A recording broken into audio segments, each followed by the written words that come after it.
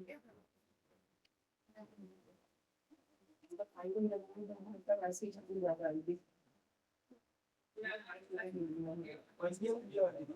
लाए 10 लिंक है।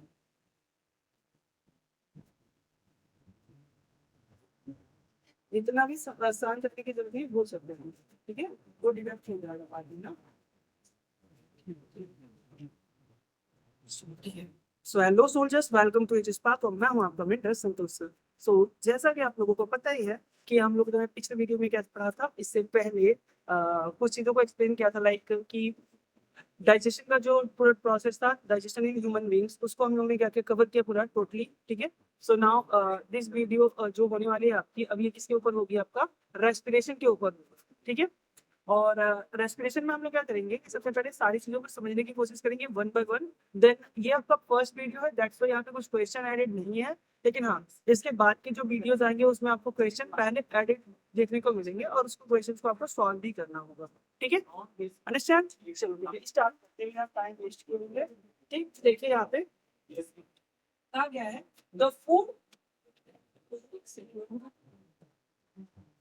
the food material taken in during the process of nutrition is used in cell to provide energy for the various life process। ठीक है, मतलब कहा गया कि देखो सिंपल सी चीज है कि जिस तरह से हमारे बॉडी में ढेर सारे वेराइटीज ऑफ फंक्शंस क्या होते हैं, परफॉर्म होते रहते हैं। ठीक है, उसी तरह से हम लोग बात करें क्या कि उन वेराइटी ऑफ फंक्शंस में, ठीक है, बहुत सारे ऐसे फंक्शंस है जिनको परफॉर्म करने के लिए एनर्जी की रिक्वायरमेंट पड़ती है। ठीक है, यहाँ तक कि जो हम लोग डाइजेशन परफॉर्म किए, उस डाइजेशन के प्रोसेस में भी किसकी रिक्वायरमेंट होती है, एनर्जी की रिक्वायरमेंट होती है, क्योंकि वहां पे भी एनर्जी का यूज करके देखो, आपको अपने हैंड से फूड को उठाना होगा, उसमें एनर्जी की रिक्वायरमेंट होगी। आपको अपने जबड़े को, मतलब जो आपका बकल कैविटी है, आप इसको क्या करोगे, क्रश करोगे फूड को, तो उसमें भी एनर्जी की रिक्वायरमेंट्स होगी। मींस ये कि हर जगह पर एनर्जी की रिक्वायरमेंट है, यहाँ पे न्यूट्रिशन में भी, जहां से आप क्या कर रहे हो, फूड के लिए न्यूट्रिएंट को ले रहे हो, एनर्जी को मतलब एनर्जी के लिए न्यूट्रिएंट को ऑब्टेन कर रहे हो, उस प्रोसेस को परफॉर्म करने के लिए भी किसकी रिक्वायरमेंट होती है, एनर्जी की रिक्वायरमेंट होती है। ठीक है, सो यहाँ पे सिंपल सी वही बात है कि हर एक तरह की प्रोसेस जो भी हो, एनसीईआरटी की लाइन ये कहना चाह रही है कि हर तरह के जो भी प्रोसेस होंगे, हर प्रोसेस में इसकी रिक्वायरमेंट होती है, एनर्जी की रिक्वायरमेंट होती है। ठीक है, नेक्स्ट थिंग अगर हम देखें, diverse organisms do this different way. Some use oxygen to break down the glucose completely into the carbon dioxide and the water. Some use other pathway that do not involve oxygen. मतलब कहा गया ना कि देखो simple सी चीज है कि इस पूरे प्रोसेस में, ठीक है, रेस्पिरेशन का जो पूरा प्रोसेस है, जिस तरह से आप लोगों ने डाइजेशन देखा कि डाइजेशन में हर एक चीज एक जैसा नहीं हो सकता। ठीक है, मतलब हर एक ऑर्गेनिज्म एक जैसा डाइजेशन परफॉर्म नहीं कर सकता। सिमिलर वे में यहाँ पे भी आपका क्या होता है कि जो आपका एक तरह से हम कह सकते हैं जो रेस्पिरेशन है, ये भी हर एक ऑर्गेनिज्म में एक जैसा नहीं हो सकता। ठीक है, ओके, वन मोर थिंग, अगर आप लोग को ऐसा क्वेश्चन पूछना होगा या हमको पूछना होगा तो हम पूछ सकते हैं ऐसे डायरेक्टली। ठीक है, समझ में आया? ठीक, तो इतना ज्यादा वो हाइप क्रिएट करने की जरूरत नहीं है कि आप वीडियो बन रही है तो नहीं बस पूछना है, ये सारी चीजें नहीं होनी चाहिए। नॉर्मल क्लास जैसे ही पढ़ा मतलब पढ़ो, जैसे हम लोग नॉर्मल क्लास में पढ़ते हैं ना, वैसे पढ़ो। ठीक है, सो नाउ लिसन। सो हमने ये कहा कि यहाँ पे दो टाइप के रेस्पिरेशन हो सकते हैं अकॉर्डिंग टू द ऑर्गेनिज्म। जिस टाइप के ऑर्गेनिज्म होंगे उस टाइप का रेस्पिरेशन उसमें पाया जाएगा, and there are mostly two types of organism or two type of respiration according to the presence of oxygen। ठीक है, ऑक्सीजन जो है ये सबसे मेन इंग्रेडिएंट। ठीक है, बात करेंगे क्यों ऐसा है, क्यों ये मेन इंग्रेडिएंट है, ऐसा क्यों है, इसके ऊपर हम लोग क्या करेंगे आगे टॉपिक में समझने की कोशिश करेंगे ना। बट ऑक्सीजन अगर है तो एक अलग टाइप का रेस्पिरेशन परफॉर्म होगा, ऑक्सीजन अगर इवॉल्व नहीं है तो एक अलग टाइप का रेस्पिरेशन परफॉर्म होगा। ठीक है, ओके, आगे देखो। The first step of the breakdown of glucose, a 6 carbon molecule into 3 carbon molecule called pyrimidine। मतलब कहा गया है कि देखो सबसे पहला जो स्टेप्स होता है रेस्पिरेशन का, ठीक है, रेस्पिरेशन इज नथिंग ये बस आपका क्या है, डाइजेशन का ही एक पार्ट है, ठीक है। मतलब हम लोग कह सकते हैं कि जो डाइजेशन में जहां तक हम लोग चीजें तोड़ करके लाए थे, लाइक आपने एक बड़े से रोटी को देखा, ठीक है, एक एग्जांपल समझ लो, एक बड़ा सा रोटी है, आपने उस रोटी को क्या किया, पहले खाते टाइम आप पूरा रोटी तो खा नहीं लोगे एक बार में ना, आप क्या करोगे, उसमें से हो सकता है एक बाइट तोड़ लो, तो आपने पहले उस बड़ी सी रोटी को क्या किया, एक छोटा सा टुकड़े में तोड़ लिया ना। अब उस टुकड़े को आपने क्या किया, माउथ में रख लिया। माउथ में रखने के बाद में आप उसको कॉन्टिन्यूअसली क्या करोगे, क्रश करते रहोगे, ठीक है। अब जितनी बार आप उसको क्रश करोगे वो और फाइन पार्टिकल में टूटता जाएगा, है ना। जितनी बार वो फाइन पार्टिकल में टूटेगा, एक समय ऐसा आएगा जब आप दांत के थ्रू, अपने टीथ के थ्रू उसको और ज्यादा फाइन पार्टिकल में तोड़ नहीं सके, ठीक है। तब हम लोग उसको क्या करते हैं, आगे ट्रांसफर कर देते हैं, जो डाइजेशन में आप लोगों ने पढ़ा हो ना। तो आगे ट्रांसफर करोगे तो हो सकता है वहां पे कार्बोहाइड्रेट का डाइजेशन हो, फिर प्रोटीन का डाइजेशन हो, फिर फैट का डाइजेशन हो, एट लास्ट सब में फाइनल प्रोडक्ट्स बनेंगे, glucose, amino acid from protein, and क्या होगा आपका फैटी एसिड एंड ग्लिसरॉल बनेगा फैट से, ठीक है। समझ में आया? ओके। सो ये जो चीजें बनी, क्या वहीं तक ब्रेक डाउन होना जरूरी है, या उससे आगे भी हो सकता है ब्रेक डाउन? उससे आगे भी हो सकता है ना। मीन सीधी सीधी बात है कि हम लोग बस यहाँ से कार्बोहाइड्रेट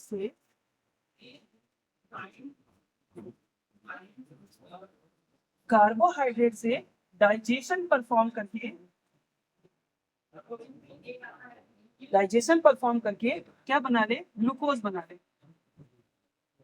कार्बोहाइड्रेट में डाइजेशन परफॉर्म किया जाए और क्या बन जाए, ग्लूकोज बन जाए। और इस कंडीशन में हम लोग कहें कि ये तो हो गया आपका डाइजेशन का प्रोसेस, है ना। बट क्या यहीं पे स्टॉप कर देना चाहिए चीजों को? नहीं, हम इसको और भी तोड़ सकते हैं, बिकॉज जब हम इसको तोड़ेंगे तब जाकर के क्या होगा, यहाँ से एनर्जी निकलेगी, यहाँ से क्या रिलीज होगी, एनर्जी निकलेगी। और इसको तोड़ने का जो प्रोसेस होता है वो कहाँ परफॉर्म होता है, रेस्पिरेशन में परफॉर्म होता है। Understand? I think everyone is understand the proper way, no? Good. So चलो देखो आगे। तो हाँ, हम यहाँ पे ये बात करें, ठीक है। अब ग्लूकोज जो है आपको पता भी होगा कि ये 6 कार्बन कंटेनिंग मॉलिक्यूल होता है, C6H12O6, ये 6 कार्बन कंटेनिंग मॉलिक्यूल था, ठीक है। इस मॉलिक्यूल को सबसे पहले जब हम लोग दोबारा से तोड़ने की कोशिश करेंगे रेस्पिरेशन की प्रोसेस में, तो सबसे पहले क्या होगा, एक 3 कार्बन कंटेनिंग मॉलिक्यूल बनता है। उस मॉलिक्यूल का नाम क्या होता है, पाइरूवेट, हाँ, ठीक है।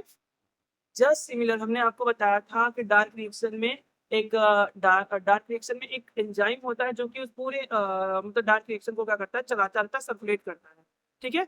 नाम, क्या नाम था उसका, जोर से बोल सकते हो? RUBP, ठीक है। तो मीन्स ये कि जो RUBP था, सिमिलर यहाँ पे भी इस पूरे फंक्शन को परफॉर्म करवाने के लिए क्या है, एक स्पेसिफिक एंजाइम है जिसका नाम क्या है, तो एंजाइम नहीं, एक इंटरमीडिएट कह सकते हैं, या हम कह सकते हैं एक सब्सटेंस है जिसको हम लोग क्या कहते हैं, पायरुवेट कहते हैं। ये एंजाइम नहीं है, लेकिन हाँ एक इंटरमीडिएट कह सकते हैं इसको हम, ठीक है। अंडरस्टैंड? चलो आगे चलते थोड़ा सा, देखो यहाँ पे हम लोग अब एंजाइटी से थोड़ा सा बाहर आकर समझने की कोशिश करते हैं कि एक्चुअल में रेस्पिरेशन होता क्या है, ठीक है। तो इस तरह से अगर हम लोग समझे, जैसे respiration is a biochemical process which occur in stage and required many enzymes. मतलब कहा जा सकता है सिंपल सिंपल सी चीज है, जिस तरह से आपके डार्क रिएक्शन को परफॉर्म करने के लिए बहुत सारे एंजाइम्स की जरूरत पड़ी थी, उसी तरह से रेस्पिरेशन के प्रोसेस को परफॉर्म करने के लिए लॉट्स ऑफ एंजाइम्स की रिक्वायरमेंट पड़ती। और ये एक डिफरेंट डिफरेंट स्टेजेस में भी होता है, लाइक फिर डार्क रिएक्शन में भी आप लोगों ने देखा होगा, या लाइट रिएक्शन में भी आप लोगों ने देखा होगा कि लाइट रिएक्शन के 3 स्टेप्स थे, ठीक है। जिसमें सबसे पहला कौन सा था, activation of chlorophyll, second one is the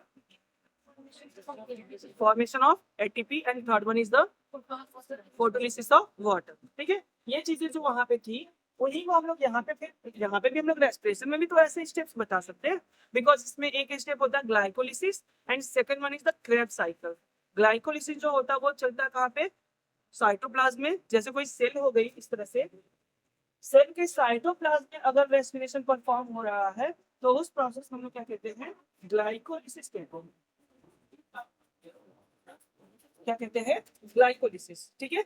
पर अगर यही साइकिल कहाँ परफॉर्म हो, माइटोकॉन्ड्रिया के अंदर परफॉर्म हो, तो अब हम उसको क्या कहते हैं, क्रेब्स साइकिल नाम देते हैं।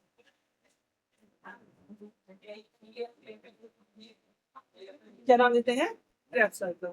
सो इस तरह से अगर हम लोग देखें तो यहाँ पे भी कितने टाइप के आपके मतलब बहुत सारे स्टेप्स आ गए, ठीक है, इन स्टेप्स में। और आगे जब आप ग्लाइकोलिसिस को पढ़ने जाओगे तो वहाँ पे भी अप्रोक्सीमेटली आपको 8 to 9 स्टेप्स देखने को मिलेंगे, जिसमें अलग अलग हर बार अलग अलग एंजाइम आपको मतलब यूज करते हुए दिखाई पड़ेंगे, ठीक है। चलो देखा आगे। The main purpose of respiration is to release energy from the oxidation of simple food molecule। देखो सिंपल सी चीज है, सबसे पहले हम लोगों ने जब डाइजेशन प्रोसेस परफॉर्म किया था, ठीक है, या डाइजेशन आपने जब पढ़ा तो उससे भी पहले आपने कहा कि जो फूड मॉलिक्यूल होते हैं वो कॉम्प्लेक्स फॉर्म में होते हैं, क्योंकि प्लांट जो होते हैं वो उसको कॉम्प्लेक्स फॉर्म में कन्वर्ट करके हमको प्रोवाइड करते हैं, that is in the form of starch, not in glucose ना। ग्लूकोज के फॉर्म में देते तो हमको डाइजेशन करने की जरूरत नहीं पड़ती, just similar to the plant. Plant की तरह हम भी डाइजेशन नहीं करते, सीधा सीधा क्या करते हैं, रेस्पिरेशन परफॉर्म करते हैं। बट वो लोग क्या कर रहे हैं, कॉम्प्लेक्स मॉलिक्यूल बना दे रहे हैं, ग्लूकोज से स्टार्च बना दे रहे हैं। अब वो स्टार्च हमको मिला, हमको उस स्टार्च को क्या करना होगा, वाटर सॉल्युबल मॉलिक्यूल यानी कि एकदम सिंपलेस्ट मॉलिक्यूल में क्या करना होगा, तोड़ना होगा, ठीक है। तो कॉम्प्लेक्स मॉलिक्यूल से जब हमने क्या किया, उसको किसमें तोड़ा, सिंपल फूड मॉलिक्यूल में तोड़ दिया, तो वो प्रोसेस क्या कहलाया, डाइजेशन कहलाया।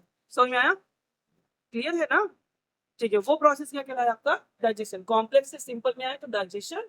बट जब हम लोग करेंगे इस सिंपल मॉलिक्यूल को तोड़ करके क्या निकालेंगे, एनर्जी निकालेंगे, ठीक है, इस सिंपल मॉलिक्यूल को तोड़ करके एनर्जी निकालेंगे, तब क्या कहेंगे इस प्रोसेस को, रेस्पिरेशन कहेंगे, ठीक है।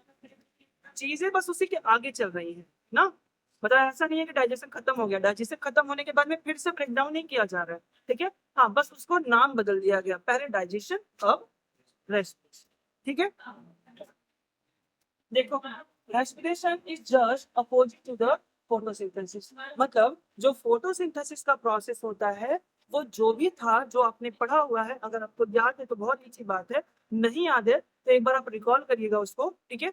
और देखो ठीक उसी का एकदम अपोजिट सा प्रोसेस, ठीक है, क्या कहलाता है आपका, रेस्पिरेशन कहलाता है। कैसे, सो हम लोग यहाँ पे देख सकते हैं, देखो यहाँ पे ये पूरा इक्वेशन है आपका फोटोसिंथेसिस का, दिस वन, जिसमें आपको देखने को मिल रहा होगा 6 कार्बन डाइऑक्साइड यूज हुआ, और फिर उसके बाद क्या यूज हुआ, 12 वाटर मॉलिक्यूल यूज हुए, 10 सनलाइट आया, देन क्लोरोफिल है, ठीक है।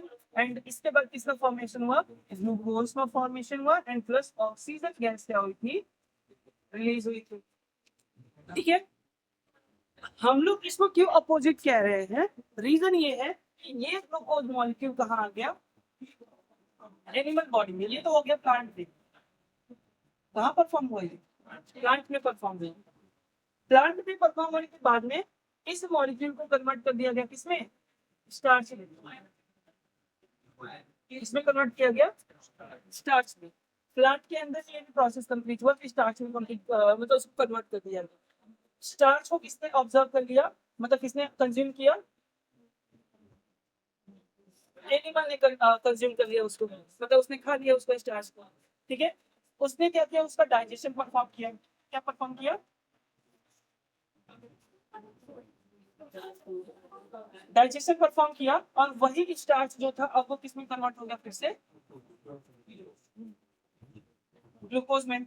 मतलब ये ग्लूकोज जो यहाँ पे बना हुआ था फोटोसिंथेसिस के प्रोसेस में, वही स्टार्च में कन्वर्ट हुआ, वही एनिमल में कन्वर्ट हुआ, और सॉरी एनिमल में, सॉरी जो ग्लूकोज यहाँ पे बना हुआ था वही स्टार्च में कन्वर्ट हुआ, ठीक है। और स्टार्च को किसने खा लिया, एनिमल ने खा लिया, एनिमल ने उसका डाइजेशन परफॉर्म कर लिया, और फिर से वो किसमें कन्वर्ट हो गया, ग्लूकोज में, ठीक है, क्लियर।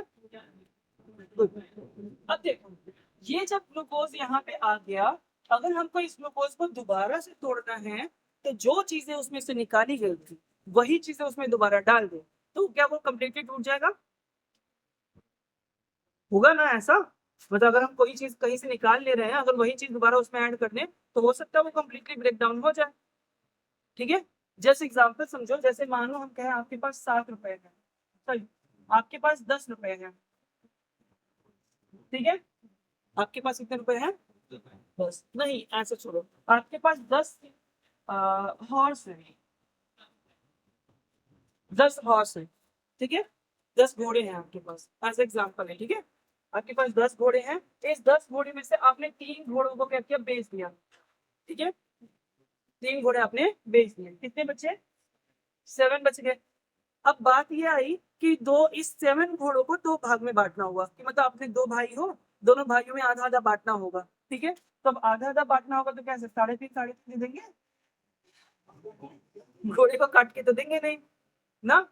तो मीन्स अगर आपको आधा बांटना होगा तो आपको क्या करना होगा, जो आपने 3 बेचा था, ठीक है, हो सकता है उसमें से आप एक ही खरीद लो ना, लेकिन कुछ तो ना इसमें से वापस लेकर आओगे, है ना ये चीज, मतलब कुछ ना कुछ तो आप क्या करोगे, वहां से वापस लेकर आओगे जो आपने बेचा था, ठीक है, क्योंकि 7 में से आप 3.5 तो बांट नहीं सकते 2 लोगों में, ठीक है। तो आपको क्या करना होगा, इस तीनों को अगर आप वापस लेके आओगे आपके पास हो गए 10, तो अब जब आप बांटोगे तो कितने बचेंगे, 5 प्लस 5 में आप बांट दोगे आराम से, ठीक है। मतलब इसको हमको 2 भाग में तोड़ना हुआ, तो हमने क्या किया, इसको सिंपली इसका जो भी चीजें निकाली गई थी उन्हीं को ऐड कर दिया गया, ठीक है। सेम यहाँ पे ये देखो, ग्लूकोज को जब हम लोग ने कार्बन डाइऑक्साइड और वाटर के प्रेजेंस में यूज करके, सनलाइट के प्रेजेंस में, क्लोरोफिल के प्रेजेंस में ग्लूकोज का फॉर्मेशन किया तो ऑक्सीजन गैस रिलीज हो गई थी। अगर हमको दोबारा से कार्बन डाइऑक्साइड और वाटर बनाना है तो सिंपल सा मेथड है कि हमको ये ऑक्सीजन को वापस ला करके ग्लूकोज में जोड़ना होगा, ठीक है। जस्ट इस एग्जांपल की तरह समझ में आ गया। तो मतलब आपको वापस अगर बनाना होगा तो आपको क्या करना होगा, उसको ला करके वापस इसमें जोड़ना, ठीक है। अगर आपने इसमें जोड़ दिया देन माइटोकॉन्ड्रिया के अंदर ये प्रोसेस परफॉर्म होगा, क्रैब साइकिल, और वहां पे फिर से क्या बन गया, carbon dioxide, water and energy. और ये जो एनर्जी प्रेजेंट थी ये कहाँ प्रेजेंट थी, कहाँ प्रेजेंट थी, बॉन्ड, ये बॉन्ड एनर्जी, ठीक है। ये ग्लूकोज के जो बॉन्ड बनते हैं उन बॉन्ड के अंदर एनर्जी प्रेजेंट होती है, वही एनर्जी यहाँ पे रिलीज हो जाती है, और उस एनर्जी का यूज हम लोग डिफरेंट डिफरेंट तरीके से अलग अलग फंक्शन परफॉर्म करने के लिए क्या करते हैं, अपने लाइफ में करते हैं। समझ में आ, ठीक है, देखो आगे, द टाइप ऑफ रेस्पिरेशन, ठीक है, since presence and absence of oxygen respiration are of two types। मतलब जैसे हमने आपको पहले बताया कि पूरे रेस्पिरेशन में अगर कोई सबसे इंपॉर्टेंट थिंग है दैट शुड बी द सोजोनिटी, मतलब मुस्कुराते हैं, जाओ मुंह धो क्या, जाओ, देखो। तो सिंपल सी चीज है कि पूरे रेस्पिरेशन के प्रोसेस में जो सबसे मोस्ट इंपॉर्टेंट थिंग है वो क्या है, ऑक्सीजन है, ठीक है। यहाँ पे भी हम लोग ऑक्सीजन के प्रेजेंस और अब्सेंस की ही बात करें, ऑक्सीजन प्रेजेंस, ठीक है, या ऑक्सीजन अब्सेंस। तो ये 2 टाइप के होते हैं। जब ऑक्सीजन प्रेजेंट होगा, ऑक्सीजन प्रेजेंट होगा, प्रेजेंट होगा, ठीक है, तो हम लोग उसको क्या कहेंगे, एरोबिक रेस्पिरेशन। जब ऑक्सीजन अब्सेंट होगा, ठीक है, तो उस कंडीशन में हम उसको क्या कहेंगे, एनारोबिक रेस्पिरेशन। इसको देखिए कंफ्यूज हो गया, इसको देखिए कंफ्यूज हो, प्रेजेंस और एब्सेंस लिखा था, ऐसे लिखा जाता है, जैसे पॉजिटिव लिखना होगा तो आप ऐसे भी लिख सकते हो पॉजिटिव, नेगेटिव लिखना होगा तो ऐसे भी लिख सकते हो ना। उसी तरह से अगर प्रेजेंस लिखना है तो आप ऐसे लिख सकते हो, एब्सेंस लिखना होगा तो आप ऐसे लिख सकते हो। This is the short form, but exam में यूज नहीं करना है, ठीक है, शॉर्ट फॉर्म है बट एग्जाम में यूज नहीं करना है, ठीक। एग्जाम में जितने भी आपके ऐसे शॉर्ट फॉर्म्स हैं उनसे अवॉइड करिए, उन्हें मत देखिए एग्जाम में, क्योंकि हो सकता है एग्जामिनर को समझ में ना आए और आपका नंबर, ठीक है, समझ में ना। क्योंकि देखो ऐसा नहीं है कि भाई एग्जामिनर को समझ में नहीं आएगा, समझ में आ जाएगा, बट कॉपियां ढेर सारी होती है, ठीक है, मतलब बहुत सारी कॉपीज होती है और उनको पूरा कॉपी चेक करना रहता है, तो उस प्रेशर में हो सकता है उसके दिमाग से वो चीज निकल जाए और वो आपका रॉन्ग कर दे, ठीक है। तो जैसे भी आपका ये जो आप लोग करते हो ऐसे, क्या है ये बिटवीन ना, ऐसी जो चीजें यूज करते हो या ऐसे भी करते हो, क्या है ये बिकॉज ना, ठीक है। तो ऐसे जो यूज करते हो ये सारी चीजें यूज नहीं करते, ठीक है। हम बस यहाँ पे एक्सप्लेन करने लगे, जैसे एरोबिक रेस्पिरेशन, एनारोबिक रेस्पिरेशन, ठीक है, अंडरस्टैंड, 2 टाइप के होते हैं, समझे थोड़ा सा। The respiration in which organism use oxygen from for complete breakdown of glucose molecule in carbon dioxide and water molecule is called aerobic respiration. This is the definition of aerobic respiration. ठीक है, अगर exam में पूछा जा रहा है आप same definition लिखोगे वहां पे. ठीक है, तो मतलब ये है कि जब कोई ऑर्गेनिज्म ऑक्सीजन के प्रेजेंस में, ठीक है, ग्लूकोज मॉलिक्यूल का कंप्लीट ब्रेकडाउन कर दे, ठीक, तो those type of respiration is called aerobic respiration कहलाता. अंडरस्टैंड? समझ में आ गया? गुड. आगे देखो, it produce considerable amount of energy. मतलब इसमें ना बहुत ज्यादा अमाउंट में क्या होती है, एनर्जी का फॉर्मेशन होता है, और वो अप्रोक्सीमेटली कितना हो सकता है, 38 एटीपी हो सकता है. ठीक है, कंसिडरेबल अमाउंट में एनर्जी क्या होती है यहाँ पे बनती है, वो कितनी हो सकती है आपकी 38 एटीपी का फॉर्मेशन यहाँ पे होता है ऑलमोस्ट. ठीक है, समझ में आया? आगे देखो, increase the breakdown of glucose molecule in is occurred by oxidation. देखो यहाँ पे दो टाइप के रिएक्शन होते हैं which you are learn in class 10 chapter first. Redox reaction आप लोग ने पढ़ा होगा, जिसमें ऑक्सीडेशन रिएक्शन होता है और रिडक्शन रिएक्शन होता है केमिस्ट्री में. पढ़े हो? अभी नहीं पढ़े हो? ठीक है, बट अगर नहीं पढ़े हो तो कोई प्रॉब्लम नहीं है, जब हम स्टार्ट करेंगे तो हम पढ़ा देंगे उसको. ठीक है, बट आप फिलहाल में समझते रहो. रेडॉक्स रिएक्शन का मतलब ये होता है ऑक्सीडेशन एंड रिडक्शन रिएक्शन. ठीक है, ऑक्सीडेशन का मतलब ये होता है जिसमें हम लोग क्या करें, हाइड्रोजन को ऐड करें. ठीक है, जिसमें हम लोग हाइड्रोजन को ऐड करते हैं, सॉरी उल्टा हो गया, जिसमें हम लोग हाइड्रोजन को रिमूव करें या ऑक्सीजन को ऐड करें. ठीक है, ऑक्सीडेशन का मतलब क्या है, जिसमें हम लोग हाइड्रोजन को रिमूव करें या ऑक्सीजन को ऐड करें. ठीक है, उस रिएक्शन को हम लोग क्या कहते हैं, क्या कहते हैं, ऑक्सीडेशन रिएक्शन कहते हैं. ठीक है, अंडरस्टैंड? वो रिएक्शन जिसमें हम लोग क्या करें, हाइड्रोजन को रिमूव कर रहे हैं, ऑक्सीजन को ऐड कर रहे हैं, उसको ऑक्सीडेशन रिएक्शन. वो रिएक्शन जिसमें हाइड्रोजन को ऐड किया जाए, ठीक है, और ऑक्सीजन को रिमूव किया जाए, उसे हम लोग क्या कहते हैं, रिडक्शन रिएक्शन कहते हैं. अगर हम आपसे बात करें, बहुत ही इंपॉर्टेंट सा क्वेश्चन हमारे दिमाग में आया है, आप बताना है. ठीक है, बताओ फोटोसिंथेसिस का प्रोसेस जो होता है वो कौन सा रिएक्शन है, मतलब कौन सा रिएक्शन है, ऑक्सीडेशन या रिडक्शन?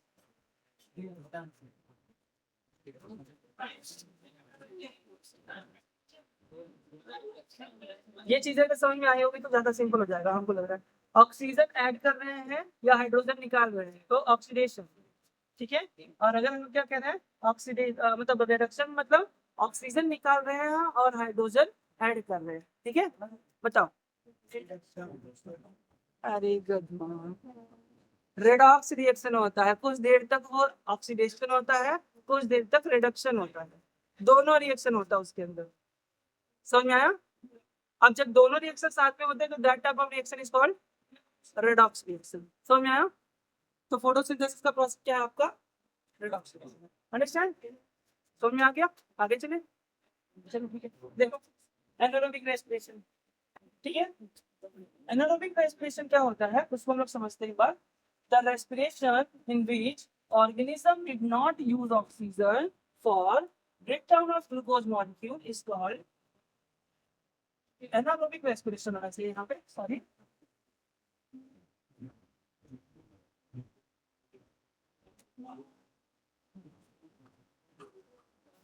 यहाँ पे anaerobic respiration होना चाहिए, गलत ना, anaerobic respiration. ठीक है, अंडरस्टैंड? मतलब वो रेस्पिरेशन जिसके अंदर ग्लूकोज मॉलिक्यूल को तोड़ने के लिए extra energy, sorry extra glucose नहीं देना पड़ता, या ग्लूकोज सॉरी ग्लूकोज नहीं, क्या बोल रहे हैं, ऑक्सीजन नहीं देना पड़ता. ठीक है, जिसको तोड़ने के लिए, ब्रेकडाउन करने के लिए ऑक्सीजन की रिक्वायरमेंट नहीं होती. वहां पे डायरेक्टली क्या होता है आपका, एक रेस्पिरेशन परफॉर्म होता है जिसको हम लोग क्या कहते हैं, एनारोबिक रेस्पिरेशन कहते हैं. क्लियर? ओके, देखो in this type of respiration ethanol is form. मतलब वहां पे हम लोग ने देखा था कि कार्बन डाइऑक्साइड एंड वाटर बन रहा था. ठीक है, अब ये पार्शियल होता है, मतलब ये जो आपका ब्रेकडाउन होता है, यहाँ पे जो ब्रेकडाउन होगा ग्लूकोज मॉलिक्यूल का, वो कैसा होगा, पार्शियल होगा, मतलब आधा होगा. ठीक है, पूरा कंप्लीट नहीं होता, पार्शियल होता है, जिसकी वजह से इसके अंदर क्या बनता है, इथेनॉल बनता है, यानी कि अल्कोहल का फॉर्मेशन होने लगता है. ठीक है, अल्कोहल या लैक्टिक एसिड का भी फॉर्मेशन होने लगता है कभी कभी। अंडरस्टैंड? हम आपको कुछ एग्जांपल देंगे, आपको सारी चीजें क्लियर हो जाएंगी। ठीक है, दोनों चीजें ना, जैसे देखो it produce very less amount of energy, और इसमें बहुत ही कम अमाउंट में एनर्जी बनती है। ठीक है, मतलब देखो कितने एटीपी, 2 एटीपी की एनर्जी यहाँ पे बनती। ठीक है, क्लियर? ध्यान से समझो, कुछ एग्जांपल बताएं। ठीक है, फर्स्ट ऑफ ऑल आप सोए हो, एज्यूम करना है आपको। ठीक है, कि आप अपने घर पे सोफे पर सोए हुए हो या खटिया रखा हुआ, खटिया पे आप सोए हुए हो। ठीक है, आपके हाथ में क्या है, फोन है, रील्स जो है उसको स्क्रॉल कर ही जाते हो ऐसे ऐसे ना। ठीक है, अंगूठे से रील्स ऐसे ऐसे स्क्रॉल किए जा रहे हो। ठीक है, रील्स देख रहे हो। अब बताओ, आप सांस तो ले ही रहे हो। ठीक है, एनर्जी की रिक्वायरमेंट है ही, क्योंकि अंगूठे को हिलाना है, क्योंकि ये कहीं रील तो बार बार देखोगे नहीं। अंगूठे को हिलाना है तो मतलब आपको क्या करना होगा, एनर्जी की रिक्वायरमेंट होगी ना। तो लेकिन सांस जो है वो बहुत ही धीरे धीरे धीरे धीरे चल रही है। ठीक है, ऐसा नहीं कि सांस रुक गई, चल रही है ना। और सांस जो चल रही है उसमें एनर्जी की बहुत ज्यादा रिक्वायरमेंट नहीं है। ठीक है, धीरे धीरे चीजें चल रही है सारी चीजें ना। दिस टाइप ऑफ रेस्पिरेशन आप समझो, उसमें आपको बहुत ज्यादा एनर्जी की रिक्वायरमेंट नहीं है, पूरे बॉडी में प्रॉपर अमाउंट में ऑक्सीजन पड़ा हुआ है ना। सांस तो लोगे ही ना, ब्रीदिंग करोगे ही सॉरी, ब्रीदिंग करोगे तो उसमें जो ऑक्सीजन बॉडी के अंदर जा रहा है उससे क्या हो रही है, रेस्पिरेशन परफॉर्म हो रहा है। तो मतलब जो भी रेस्पिरेशन परफॉर्म होगा ऑलवेज वो कैसा होगा, एरोबिक रेस्पिरेशन परफॉर्म होगा, क्योंकि आप कोई बहुत ज्यादा हैवी वर्क नहीं परफॉर्म कर रहे हो, एकदम सिंपल सिंपल वर्क परफॉर्म कर रहे हो। ठीक है, दैट मीन्स हम लोग कह सकते हैं कि जो आपका एरोबिक रेस्पिरेशन होता है वो बहुत ही स्लो रेट से परफॉर्म होता है। ठीक है, बहुत तेजी से परफॉर्म नहीं होता। ठीक है, जैसे एग्जाम्पल समझो, हम कहें कि आपको क्या करना है कि एक जो 2 लीटर वाला कोल्ड ड्रिंक है, वैसे पीना नहीं चाहिए, हार्मफुल होता है, बट एज एग्जाम्पल समझो, एक जो 2 लीटर वाला कोल्ड ड्रिंक होता है। ठीक है, और उस कोल्ड ड्रिंक को आपको पूरा पीना है, हम कहते हैं कंप्लीट खत्म कर दो 1 मिनट में, कर पाओगे? It is not possible. But अगर हम कहें 1 मिनट में पूरा खत्म करना है 2 लीटर पूरा, नहीं हो पाएगा ना। लेकिन हम कहें कि 1 मिनट में आप आधा खत्म कर दो, एटलीस्ट ट्राई तो कर ही लोगे, नहीं आधा तो 1/3 तो खत्म हो ही जाएगा ना। समझ में आ रहा है कि नहीं? तो मतलब देखो वही सेम थिंग, कि जब आपको कंप्लीट ब्रेक डाउन करना होगा रेस्पिरेशन में, तो वहां पे ज्यादा टाइम लगेगा। ठीक है, धीरे धीरे प्रोसेस होगा। ठीक है, लेकिन आपको अगर आधी चीजें तोड़नी है तो उसको वो जल्दी परफॉर्म हो जाए। समझ में आया? तेजी से फास्टर होगा as comparison to aerobic respiration ना। दूसरा एग्जांपल समझो, एनारोबिक के लिए। अभी हम लोग ने एरोबिक के लिए देखा कि आप घर पे आराम से सोए हुए हो, रील्स स्क्रॉल कर रहे हो, बस थोड़ी बहुत एनर्जी चाहिए होगी आपके माइंड को जिंदा रखने के लिए और बाकी आपके बॉडी के ऑर्गन को जिंदा रखने के लिए। और ऐसा कोई स्पेसिफिक वर्क नहीं करे बहुत ज्यादा हैवी वाला जिससे कि आपको प्रॉब्लम हो ना। तो सिंपल सिंपल चीजें चल रही है। ठीक है, बट अब बैठो एग्जाम में, बोर्ड के एग्जाम में बैठे हो, रिज्यूम करो, एग्जाम में बैठे हो, कह रहे हो क्वेश्चन 3 का आंसर नहीं पता है, यही एक क्वेश्चन बचा हुआ है, 5 नंबर का क्वेश्चन है। मतलब हार्ट बीट बढ़ती जा रही है, सांसें भी बढ़ती जा रही है। ठीक है, ब्रेन जो है वो कॉन्टिन्यूसली चलता जा रहा है कि हाँ ये अच्छा यही सोचे थे, नहीं ये कुछ अलग था, कुछ ये था, कुछ वो था। ठीक है, ऐसे कंडीशन में सांसें जो होंगी वो तेजी से अप डाउन करने लगेंगी, मतलब आप ब्रीदिंग तेजी से करने लगोगे। बट फिर भी ब्रेन के हर एक सेल को प्रॉपर ऑक्सीजन नहीं मिल पाएगा। समझ में आया? अगर प्रॉपर ऑक्सीजन नहीं मिल पाएगा तो मीन्स ये है कि अब ब्रेन वर्क करना बंद कर दे, क्योंकि एरोबिक रेस्पिरेशन परफॉर्म होगा तो ब्रेन वर्क करना बंद कर देगा। ऐसे कंडीशन में ब्रेन के पास के जिसकी जो सेल होंगी उनके पास एकमात्र ऑप्शन बचता है, थोड़ा कम एनर्जी बनेगा बट एनर्जी बनानी है। समझ में आया? थोड़ी कम बनेगी लेकिन बनानी है ना। वैसे कंडीशन में क्या होगा कि जो ब्रेन की सेल्स होती है वो कॉन्टिन्यूसली एनारोबिक रेस्पिरेशन परफॉर्म करना शुरू कर देती है, क्योंकि ऑक्सीजन तो पहुंचा नहीं हर एक सेल तक ना। एक बार में हम लोग अभी ट्रांसपोर्टेशन में पढ़ेंगे, एक बार में एक ब्लड सेल, एक आरबीसी 4 कार्बन डाइऑक्साइड या 4 ऑक्सीजन से बाइंड होकर के उसको लेके जा सकती है। तो जब आप तेजी से सांस लेने लगोगी तो क्या एक बार में 10 को बांध के लेके जाएगी? नहीं ना, होगा तो वो 4 ही। तो उसके नंबर नहीं बढ़ेंगे, तो मतलब कहीं ना कहीं तो ऑक्सीजन की कमी होगी। जब ऑक्सीजन की कमी होगी तो क्या करेगा ब्रेन अपने आप में एनारोबिक रेस्पिरेशन परफॉर्म करेगा, क्योंकि वो रुकेगा नहीं, उसको वर्क करना है, एनर्जी की रिक्वायरमेंट है। तो वो कम एनर्जी बनाएगा लेकिन वो परफॉर्म करता है। अंडरस्टैंड? डिफरेंस समझ में आ गया? कि एनारोबिक रेस्पिरेशन कब होता है, एरोबिक रेस्पिरेशन कब होता है। ठीक है, मतलब जब आप बहुत ज्यादा हड़बड़ी में हो तो चीजें अपने आप क्या होती है, एनारोबिकली वर्क करने लगती है। कुछ समय बाद जब आप पेपर देकर निकलो बाहर, कहोगे कि अब सर दर्द करने लगा। ठीक है, सर दर्द क्यों करने लगा? रीजन ये था कि जब एनारोबिक रेस्पिरेशन परफॉर्म हुआ तो लैक्टिक एसिड का फॉर्मेशन हुआ, और वो लैक्टिक एसिड ब्रेन के अंदर क्या हुआ, धीरे धीरे जमा होता है। ठीक है, जिसकी वजह से पूरे एक सेल में जो था वो क्रम्स आने लगे, और इसकी वजह से वो क्या होता है, हेडेक होने लगती है, सर दर्द करने लगता है। ठीक है, आप थोड़ा सा उसका मसाज करोगे या फिर हल्का सा बात कर लो, हॉट वाटर बात कर लो, वो चीजें सही हो जाती हैं। ठीक है, समझ में आ गया, अंडरस्टैंड, क्लियर सब चीजें। चलो दिखा आगे। This is the structure of east. ठीक है, ये स्ट्रक्चर है ईस्ट के, जो हम लोग ऐसे इनको एक नाम देते हैं सैक्रोमाइसीटीज सेरिडेस। ठीक है, उनका स्ट्रक्चर है ये ना। फर्मेंटेशन परफॉर्म करते हैं, और मोस्ट ऑफ टाइम पे ये ऐसे ऑर्गेनिज्म होते हैं जो एनारोबिकली रेस्पिरेशन परफॉर्म करते हैं, और जिनके एनारोबिक रेस्पिरेशन में एथेनॉल का फॉर्मेशन होता है। ह्यूमन बीइंग में जब एनारोबिक रेस्पिरेशन परफॉर्म होगा तो उसमें इथेनॉल नहीं बनता, उसमें क्या बनता है, लैक्टिक एसिड बनता है। जबकि इनमें जब क्या होगा, एनारोबिक रेस्पिरेशन परफॉर्म होगा तो उसमें क्या बनेगा, इथेनॉल बनेगा। समझ में?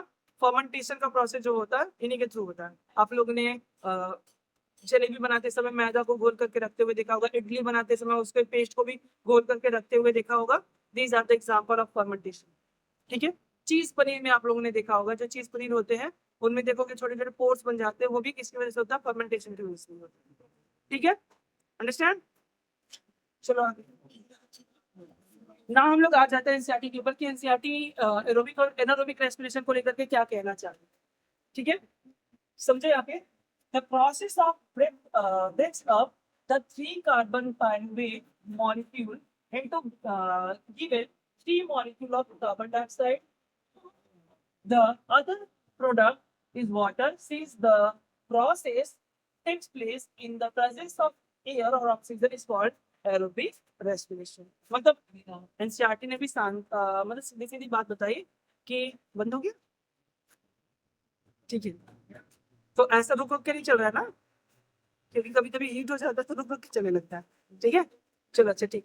तो देखो यहाँ पे मीन्स हम लोग ये कह रहे हैं कि जब ग्लूकोज मॉलिक्यूल को तोड़ोगे तो 3 कार्बन कंटेनिंग मॉलिक्यूल बनता है, जिसका क्या नाम है, पायरुवेट नाम है। ठीक है, पायरुवेट को जब आप फर्दर तोड़ोगे तो उससे 3 मॉलिक्यूल ऑफ कार्बन डाइऑक्साइड का फॉर्मेशन होगा। कितने मॉलिक्यूल के, 3 मॉलिक्यूल ऑफ कार्बन डाइऑक्साइड का फॉर्मेशन होगा। ठीक है, और फिर उसके बाद हम लोग अगर आगे चले तो वाटर जो होता है वो अनदर प्रोडक्ट होता।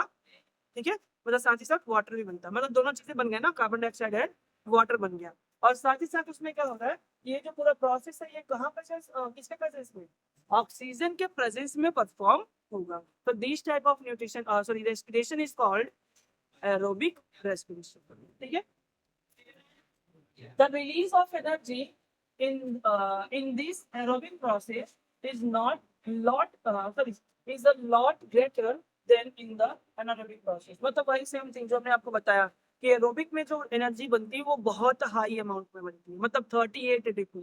ठीक है, और कहाँ ओनली 2 एटीपी एनारोबिक रेस्पिरेशन में। ठीक है, तो वही सेम थिंग है कि एरोबिक रेस्पिरेशन में ऑलवेज हायर एनर्जी बनती है, जबकि एनारोबिक रेस्पिरेशन में ऑलवेज लेस एनर्जी का फॉर्मेशन होता है। ठीक है, देखो this process takes place in the cytoplasm, further the pyruvate may be converted into the ethanol. मतलब अब यहाँ पे किसकी बात की जा रही है, एनारोबिक रेस्पिरेशन की, कि वो प्रोसेस जो केवल केवल साइटोप्लाज्म में परफॉर्म होता है। जैसे अगर आप देखो ईस्ट जो होता है उसके अंदर माइटोकॉन्ड्रिया नहीं प्रेजेंट। ठीक है, तो दैट मीन्स हम लोग कह सकते हैं कि उसमें जो आपका फर्मेंटेशन का प्रोसेस होता है वो कहाँ, साइटोप्लाज्म में ही होता है। जबकि एरोबिक रेस्पिरेशन कहाँ परफॉर्म होगा, माइटोकॉन्ड्रिया में होगा। ठीक है, अभी हमने वहां पे जब एज अ ये लिखा हुआ था, यहाँ पे देखो माइटोकॉन्ड्रिया लिखा हुआ है, यहाँ पे साइटोप्लाज्म नहीं लिखा हुआ है। ठीक है, बट आप यहाँ पे देखो तो यहाँ पे क्या कहा जा रहा है, तो साइटोप्लाज्म में ही परफॉर्म होगा। ठीक है, तो this type of respiration is called, मतलब इसमें इथेनॉल बनता है एंड कार्बन डाइऑक्साइड भी बनता है, मतलब इथेनॉल एंड कार्बन डाइऑक्साइड का फॉर्मेशन होता है, वाटर मॉलिक्यूल नहीं बनता। ठीक है, this process takes place in yeast during the fermentation. जैसा हमने अभी आपको बताया कि फर्मेंटेशन का एक प्रोसेस होता है जिसमें अल्कोहल का फॉर्मेशन होता है। उसी प्रोसेस के दौरान आपका एनारोबिक रेस्पिरेशन ईस्ट नाम के ऑर्गेनिज्म में परफॉर्म होगा। ठीक है, since this process takes place in the absence of air और oxygen, it's called anaerobic respiration. क्योंकि ये पूरा प्रोसेस जो होता है ये एयर के अब्सेंस में होता है, दैट्स व्हाई इसको हम लोग क्या कहते हैं, एनारोबिक रेस्पिरेशन कहते हैं। ठीक है, और हम लोग अगर देखें तो ऑल ओवर देखा जाए तो क्या बनती है, एटीपी का फॉर्मेशन होता है। ठीक है, दोनों ही रेस्पिरेशन, चाहे आप एरोबिक की बात करो चाहे आप एनारोबिक की बात करो, दोनों ही कंडीशन में क्या होता है, किसका फॉर्मेशन होता है, एटीपी का फॉर्मेशन होता है। सो जो हमारा नेक्स्ट टॉपिक होने वाला बच्चों वो है आपका एटीपी। हम लोग यहीं से स्टार्ट करेंगे अपना नेक्स्ट वीडियो। ठीक है, होप है मतलब उम्मीद करते हैं कि आप जो वीडियो है अच्छी लगी होगी, इंफॉर्मेटिव होगी, तो शेयर करो। ठीक है, एंड मिलते हैं नेक्स्ट वीडियो में, तब तक के लिए बाय बाय। ऐसा नहीं